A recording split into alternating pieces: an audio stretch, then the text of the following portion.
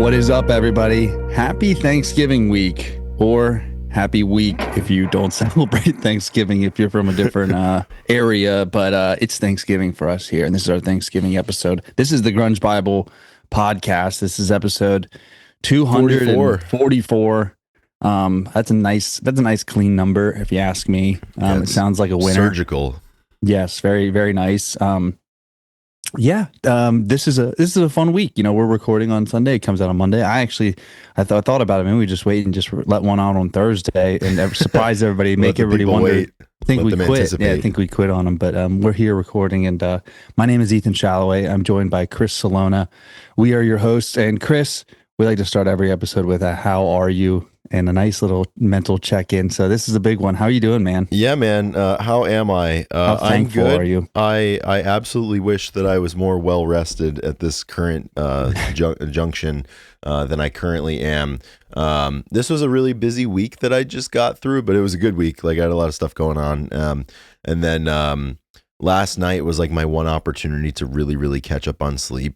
And I did not do that. Like, a couple of my friends and I were hanging out until like 3:30 in the morning, which was absolutely heinous and unnecessary, but it was very fun. But we're recording this at 9:30 in the morning the next day. So I wrote a check that I cannot cash this morning, but I'll spend the rest of the day trying to find the money to, close out that account and make good on it. So sometimes you have to do those things, but I'm good. I'm excited for the week ahead. It is a short work week because of the Thanksgiving holiday. I got a couple of days of work, and things will be good. Couple of old friends coming into town, gonna do that whole thing, hang out, enjoy some family time as well. So things are good on my end. How are things over there in Shalloway world? Things are good, man. Things are solid. Same thing. Had a pretty busy week. Had a few 12-hour days, some long days, and some good training days. The weather was all right, and it was getting a nice busy week right before Thanksgiving week. So we got like 3 days here, and people are packing up. You're still getting work done, but there's Wednesday will be light. Hopefully see the fellas on Wednesday night. Somebody at the local pub, and Thanksgiving. We love Thanksgiving here on the podcast. So I'm doing pretty well actually. Unlike you, I got home and I fell asleep on the couch at probably like 10 o'clock or something like that. That would have been great. Which I woke up at around the same time you were probably getting home.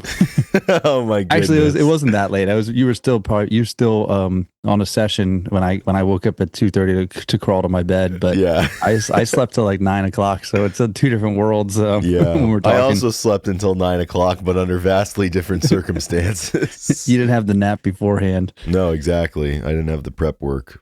So I'm doing well, man. It seems like this last 2 months they're just coming. They don't stop coming. In the words of all Smash Mouth. Smash Mouth. Say Big Mouth or in the words of Big Mouth All Star. They keep coming and they don't stop coming. So it's been a blur, but we're doing it, and it's not a problem. So happy to be here, and like you said, we're on the precipice of the Thanksgiving holiday, Christmas holiday. We're on the precipice of a lot of things right now. It's it's about to get real, dude. The holiday season, you just went and got your Christmas tree all tagged, right? Yeah, we did that yesterday. So the trees are tagged. I will go in like a week and a half's time to go get them chopped down and put them up in my house and my family's house. So the last 5 weeks of the year, the difficulty level of the game gets ratcheted up a couple of notches just to try to take care of everything that you need to take care of, enjoy all of the things you need to enjoy, but also just keep taking care of yourself and staying committed to all of the other extracurricular things you need to do, whether it be just taking care of yourself, training, lifting, family time, really hard, work. It's tough. Sleep, which sometimes we don't do a good job of, but it's all worth it. It'll be good. Definitely looking forward to the home stretch of the year and put a bow on 2025. But Ethan, as you said, it is Thanksgiving week, and we do, in the spirit of thanking people, we do thank people every week, particularly the top-tier Patreon supporters. But massive thank you for listening to this podcast. if you support us in any way, even if it's just by listening, that goes a really, really long way. And it does mean a lot to us. If you are looking for ways to support us, you can support us on Patreon. We have a $2, $5, and $10 tier, which you can access via the show notes, or you can give just about any other amount that you are interested in giving to us. So naturally, we're segueing from giving thanks to just asking for things, which is great. But that's the duality of man right there. You can also purchase some merchandise if you're interested in that, also linked in the show notes. And Ethan, I want to read the full Patreon supporter list. Everybody who's got skin in the game, not just the top tier supporters, because if there's a week to do it, it is this week that we're going to do it. So I'm going to take a swig of my water. Yeah, I'll do the same. And listen. And now it's time. So I have 40 names to read. So I don't think I've break them out. Let people know where they are. Or is it all just? No, I'm not gonna break it out. Everybody's just gonna be jumbled in. But we obviously do need to start at the top with Abraham and Frank and the Cracker Man because they still lead the way. We would also like to thank everybody else on the Patreon and everyone else on the Patreon at this point. There it is. That's Carlene Salona, Jamie Lynn, Doug Endy, What the Fuck is Up, Denny's, Nikki Six, Black Hole Sean, Seattle 4 Fanboy from New Jersey, Eddie Vedder got me through my second divorce, Sherry Matthews, Gochu John, Russell, King Buzzo Stole My Hair, The Michael Dooley Project, A Bit Dusty, Ultra Mega OK, Heidi in Chains, Looking California, Feeling Minnesota, Grits Likes Pasta, Paul Madigan, Lindsay Calloway, My Real Name is Greg, Lana Andalade, Teresa Swift, Janet Molly, Jade Mercado, Reed Potts, Words and Music Studio, Seeing Cantaloupe, James Hunt, John Harvey, Sam Bass, Plush Mike, Erica Ashu, Rory C, Airwaves, Jasmine, and the mighty and very recent KL Wallace. So to all 40 individuals, thank you so much. And perhaps in the future we have more than 40 to read. But really, really cool and super, super thankful that the people out there are spending their money that they earned or that they inherited or that they found or that they stole. And they're giving it to us. It means a lot. And I'm glad that we get to continue to do this podcast and hopefully everybody out there can get the similar level of enjoyment in listening as we get doing it. It is a lot of fun. Last and certainly not least, we would like to thank Drew McFadden, our fearless producer, our tenacious producer, especially during this week. We would love to extend a very warm thanks for everything that he does for this show. It truly would not happen without him. Mm-hmm.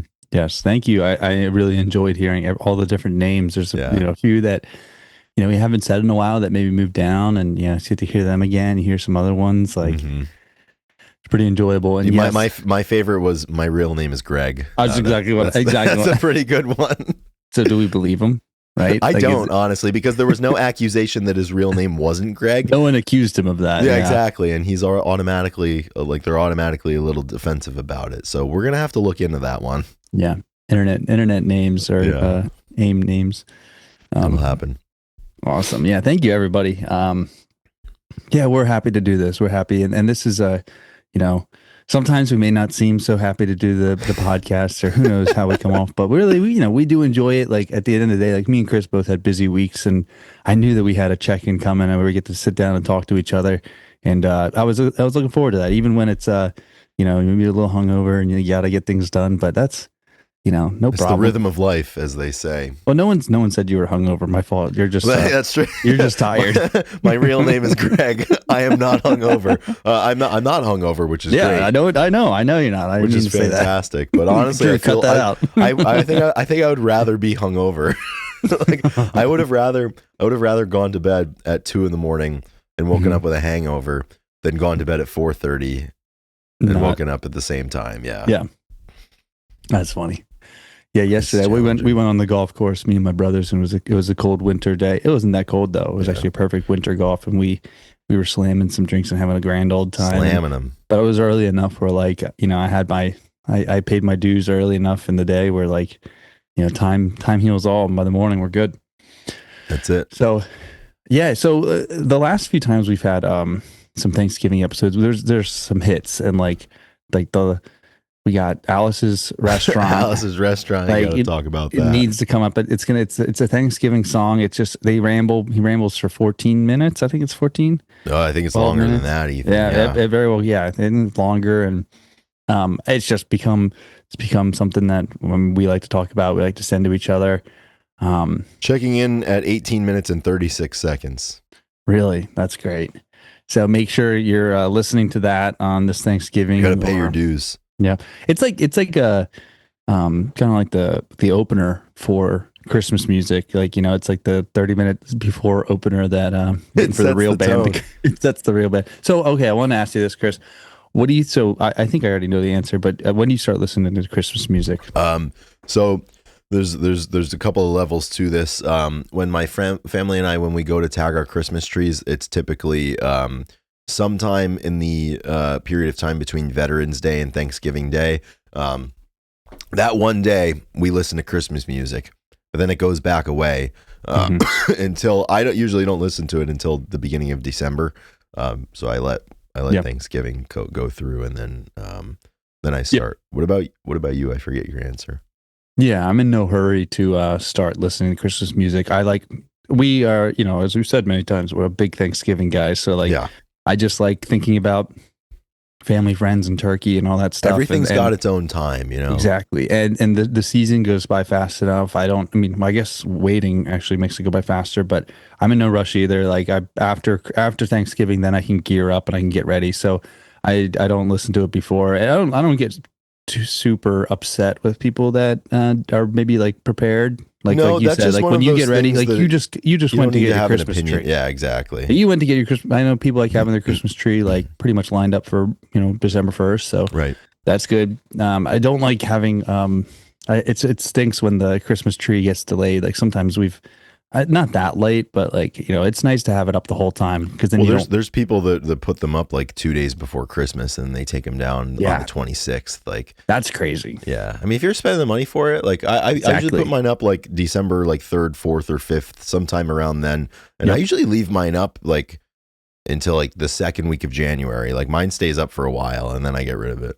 Yeah, and I think that's great because you put a. I mean, depending on. Gotta I enjoy mean, you it. have a. Yeah, my mom puts a lot of work into setting Oh it up, yeah, making the there's the level of craftsmanship that goes yeah. into it. And it really, I mean, it really ties the room together. It Like I sure mean, does. it brings some feelings. So, Yeah. my next question is, as far as Christmas decorations, and this kind of goes along with because Halloween has some crazy decorations that come out, and I'm driving around and I'm seeing some Halloween stuff still up, and it Yeah. makes me upset. I'm like, guys, you got to put this away. Like If you're you gonna had to put it keep, up, you have to adhere to the calendar. yeah, like well, there's others. I know. I mean, I guess maybe not, but I was like, you got other stuff you got to put up. Like, I can't be seeing this big, Grim Reaper, this 10-foot tall Grim Reaper next to a skeleton. Like, we got to wrap it up, boys. Like, Yeah. it's Yeah, we got to November move on. 22nd. Yeah. Mm.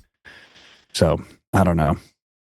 People get upset about early Christmas music. I'm getting upset about late taking down Late. Halloween, Yeah, late costumes. that's where the real beef is, and people use the early Christmas music thing, to deflect against the real issues here. Exactly.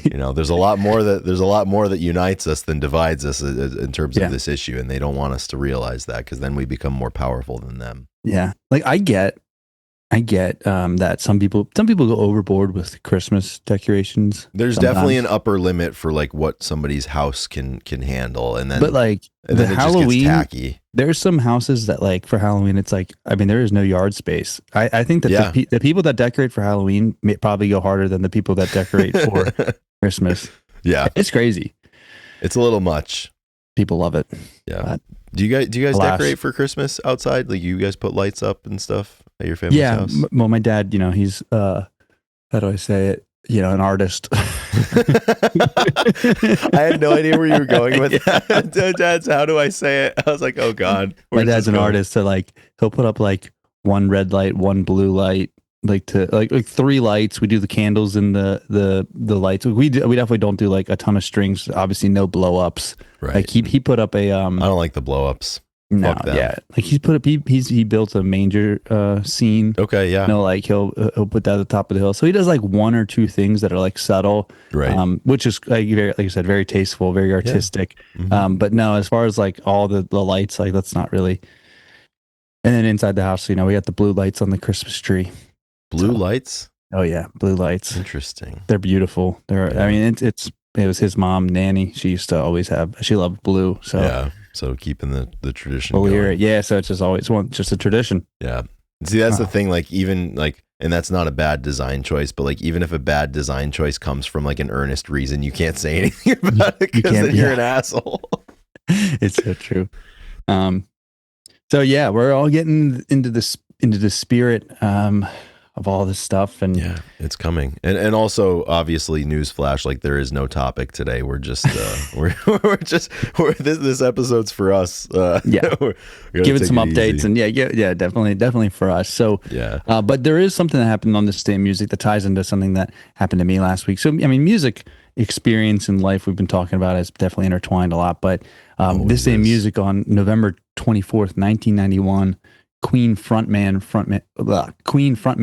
Freddie Mercury. Jeez, I said Eddie Mercury. Eddie Mercury. Freddie Mercury passed away at the age of 45, and he was an absolute powerhouse, and there's no denying that. I mean, and it's still pretty young. Like, I mean, 40, 45, like for complications Mm, and whatnot, health reasons. It's really sad because I grew up, I loved, We Will Rock You, We Are the Champions, some of those stuff. And then you get a little older and you listen to like, the Bicycle Killer Queens and, I don't know, all of the other stuff and the ballads that he would do. And you yeah. see some of the shows. I mean, this guy was absolute star Dude, power. hands down one of the most talented vocalists to ever Yeah. live. And there's a difference when there's always a difference in these people, and like you can just hear it immediately, and like the strength, and they're just gifted, like they're just absolutely gifted. So this past week though, I had a Doug has ticks, our top little Dude, bitch, and Doug Doug's Envy. got tickets. So he hit me up, and he's like, "Hey, do you want to go to a concert next week?" And I didn't really read it all that clearly, and I didn't know when the concert was. And then it turned out it was a Wednesday, and we've talked about like weekday concerts. And he texted me on Tuesday. I was like, "Oh crap, it is tomorrow." And I was Mm, unsure because I just worked like 24 hours in 2 days. I right. was like, I don't know. And it was for Nick Perry, Luke Spiller, and Nick Perry. And at first, the name's like, I mean, I knew Nick Perry. He's told me to listen to him a few times, and I have. He's a Philly artist and a good guitar player, and has a band, and just coming along. And then Luke Spiller, and I didn't quite make the connection that it was the lead singer to the Struts, who, funny enough, we saw. I think in 2016 they opened for the Foo Fighters in Ohio that we had caught, and Oh, interesting. yeah, and they are a kind of a glam rock band from Bristol, UK. Great Britain, or Derbyshire, and so they're from there, and they definitely are really good. They have the one song, they have some popular songs, but I didn't recognize that he was doing a solo thing and going around, and he actually just released a solo album, and so I ended up saying, Connor, his son was going, one of our friends, and I was like, yeah, I'm in. I'm just gonna do it. I know I'm tired, and so we went, and some of Nick's band members, they're like, they opened, and they were "Love Me, My Alien." They played a little bit before, and it was okay. It was solid, but it was like all acoustic, and I was like, all right. And like I said, I didn't know what to expect, but Luke comes out and he plays, it's piano, keyboard, or piano and guitar and his vocals. And he's like, I'm gonna go, this is like really pushing me in my comfort zone. He's like doing this ballad stuff. And he puts down a performance that was really, really special. It was super intimate. The way he was talking to the crowd was like that it meant a lot. You could tell this what like really meant a lot. And his vocal power was just it really was on display. And it's been a while, and he's been compared to Freddie Mercury / people want him to sing Queen stuff. I know Queen still plays with Adam Lambert, right? Yeah, And there's indeed. some people that can, it's on. Yeah, it's not a voice that you can like replicate, say, but more so, I think that it fits. Like Chris Cornell, I don't know, it's not really there, but there's like a big voice out there that they can play Queen songs really well. I don't know if that makes sense, but he did an excellent job, and it was unreal, and it just got me thinking, like, it was again another music experience where it was intimate, it was just good music. The piano player was like, he was like the best piano player I've seen in a long time. It was unbelievable what he was doing, and they just had his vocals was the all the instrumentation you needed, and it just put together such a beautiful night of music. And I was so happy, and it got me thinking about a ton of stuff that you know I didn't expect to think about. I guess because it was a total surprise, and it was just really a really good night of music with people, and like I don't know, sometimes like the music is enough. You don't need to do anything crazy. You can just go and have a nice listening experience, and just makes you happy. And yeah, it was a good change of pace. It was a really good change of pace, and it's I think it's fitting that we can talk about Freddie Mercury a little bit here today because that was he did a one Queen song, "Love of My Life," for a little bit. It was awesome. It was really Very really cool. good. Yeah, I'm Album, glad. I sent it over to you. I don't know if you had a chance to listen to it yet, but it's like it's awesome. It's really solid.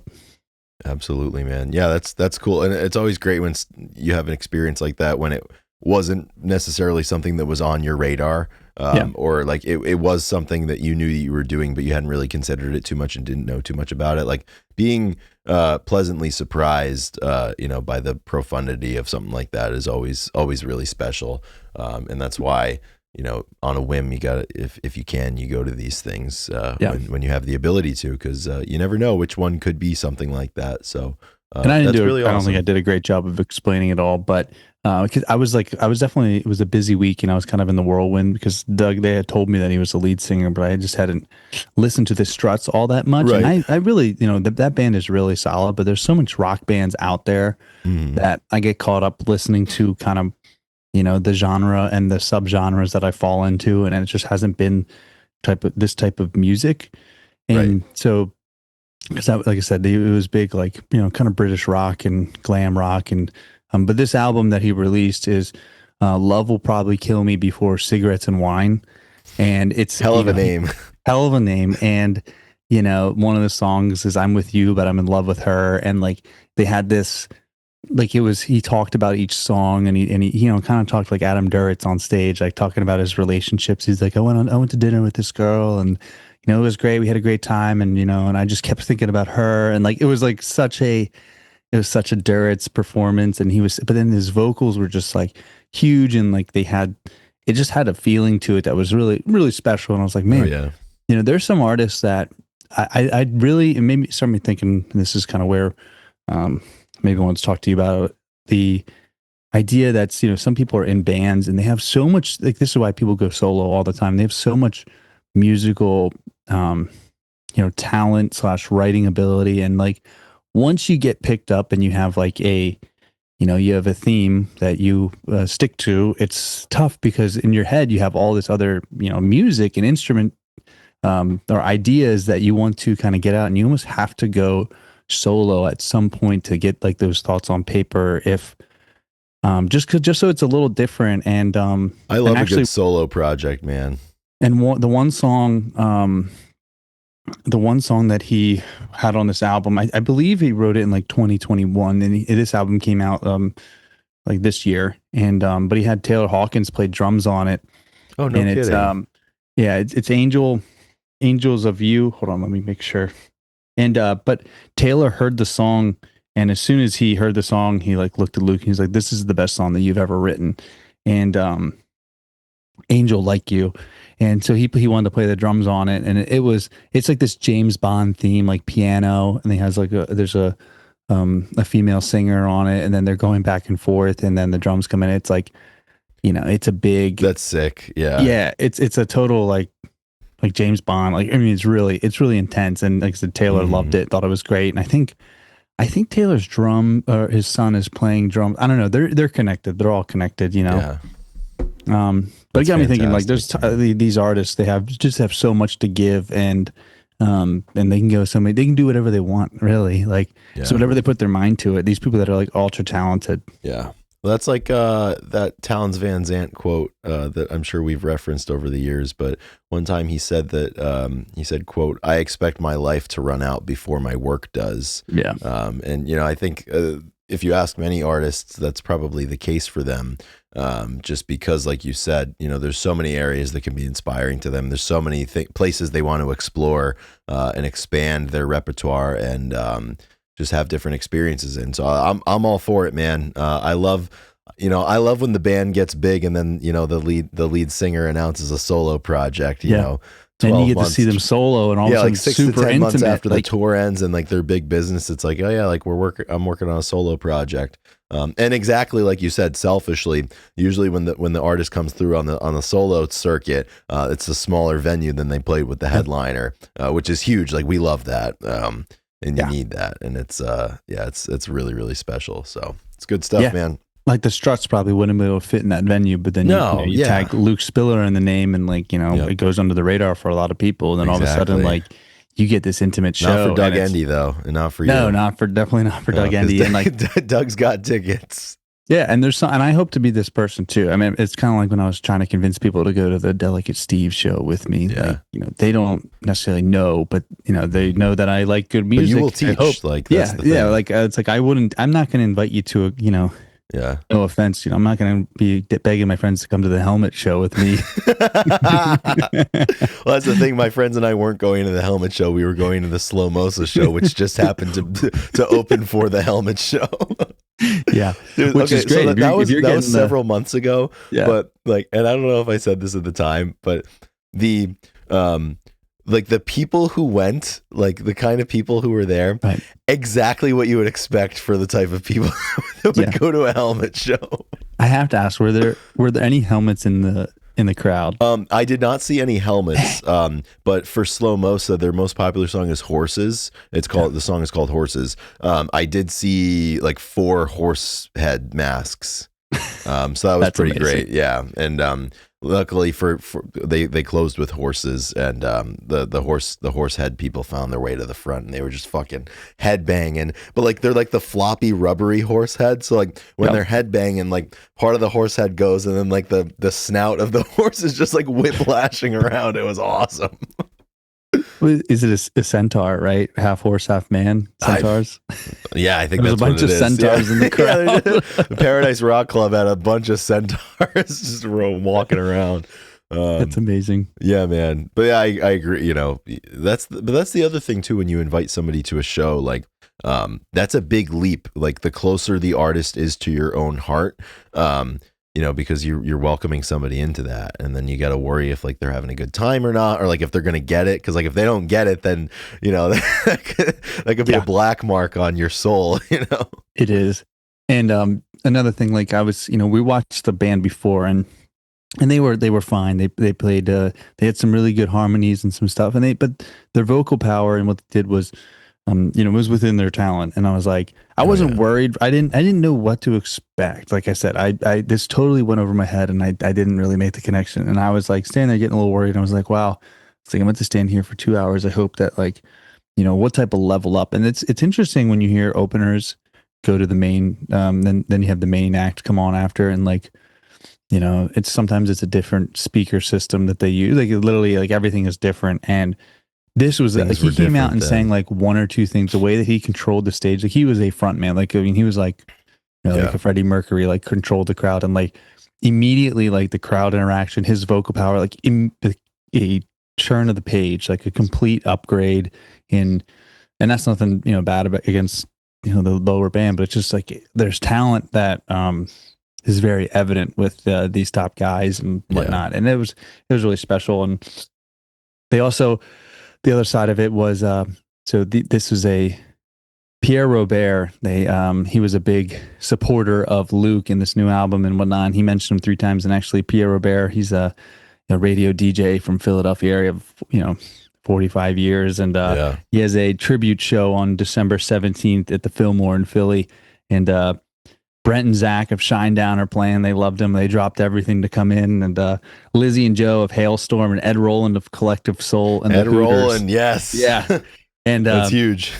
I love that they're doing this tribute, but it was like a couple of DJs came up, and because it was in Ardmore, so it's like really close to the. I mean, it's in Philly, but it's like it's on the outskirts of Villanova, where you've been to. Right I've across the street area. Yep, Tired Hands is right across the street. I've seen it with my own eyes. Yeah, you need to see a show there. It's a great place to see a show because it's always intimate, and so it was a great night of music.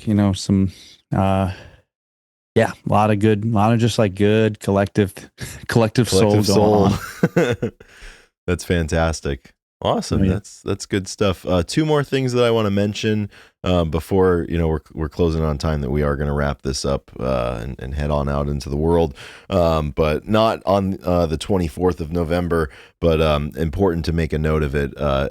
Certainly for me personally, and for a lot of people, because a lot of people are fans of this man. But on November 25th. 1964, Mark Lanigan was born, so that's huge. Mark Lanigan's music is never far from my rotation, and I'm still saving the audiobook. I'm waiting to sink my teeth into it, and the time will be coming that I will do that. So I'm going to be posting about Mark on Tuesday on the page, and then lastly, also on November 25th, which happened to be Thanksgiving Day in 1976. That is the anniversary of The Last Waltz.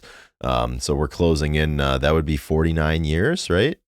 Since, yeah, long time, man. And, at this point, all of the members of the band have passed on, which is really sad. But, dude, I've been listening to a lot of the band lately and a lot of The Last Waltz. And this is going to be great because I think I might watch it. I'm going to watch it this week. Yeah, I'm going to watch if you can in its entirety. Carve out the time, like I remember last year when we were prepping and I was watching it and pretty much watched the whole thing because I was like, dang, every one of these performances are special and so fun, good, man. And it's it really is like one of those. I mean, it's on the short list of concerts I wish I was at. Right? Like that's easily top 10, probably top 5. Like I don't know what.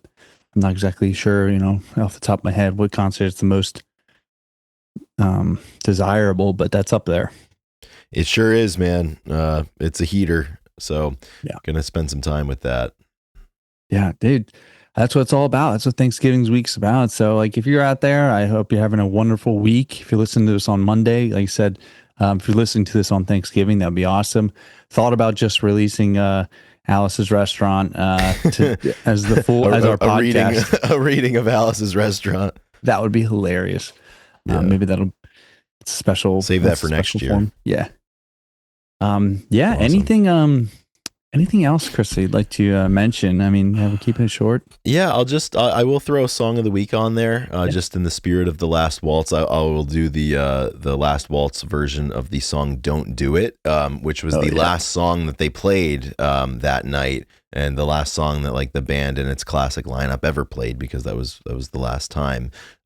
It's just absolute heater. I've been listening to it all summer and all fall, so we got to get that one on the list. So that'll be my song of the week. And then lastly, just a great thanks to everybody for what's been a really good year around this neck of the woods in all things Grunge Bible. Thanks for sticking with us. Thanks for hanging around, and look forward to hanging out with you every single week. Yeah, cheers to all that. And for my song of the week, I'm just going to go ahead and say it. Listen to some Luke Spiller. Listen to his new album, Love Will Probably Kill Me, Before Cigarettes and Wine. Nice. It's really solid. It's beautiful. And yeah, thank you to everybody for the continuous support. And we'll be back next week with some more. Yeah, we will. Hard-hitting grunge rock analysis. Yeah, some more podcast only on material. The Grunge Bible Podcast. Thank you to our sponsors. Yeah. No, just the people. Fuck the sponsors. Right. Well, we got a big day coming ahead of us. We got a lot of football to get rolling. To watch, so. Thank you for listening. Have a lovely week wherever you may be, and talk to you all soon. Rock and roll. Hanser. Hanser.